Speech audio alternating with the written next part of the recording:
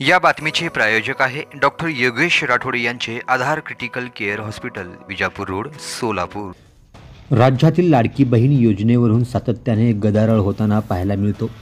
लाडकी बहीण योजनेतील लाभार्थी महिलांची तपासणी सुरू असून दररोज नव्याने बोगस लाभ घेणारे लाभार्थी समोर येत आहेत।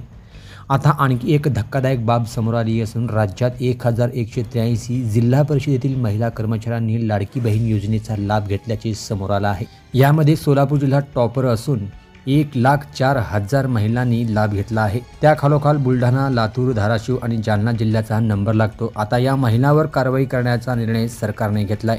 राज्य सरकारच्या लाडकी बहीण योजनेत जिल्हा परिषदेच्या राज्यभरातील 1183 महिला कर्मचाऱ्यांनी या योजनेचा लाभ घेतल्याची माहिती महिला व बाल विकास विभागाने सरकारला दिली आहे। आता शासनाच्या कक्ष अधिकाऱ्यांनी राज्यातील सर्व जिल्हा परिषदांच्या सीईओंना या बोगस लाडक्या बहिणीवर कारवाई करण्याचे आदेश दिले आहेत। महिला व बाल विकास विभागाने सरकारला दिलेल्या यादीनुसार सोलापूर जिल्हा परिषद टॉपर असून येथील सर्वाधिक 170 महिलांनी लाभ घेतला आहे। त्याखालोखाल बुलढाणा 156, लातूर 147, धाराशिव 138, जालना 76, अहिल्यानगर 15, वाशिम 54, पुणे 53, कोल्हापूर 54, सांगली जिल्हा परिषदेमधील 16 महिलांचा समावेश आहे।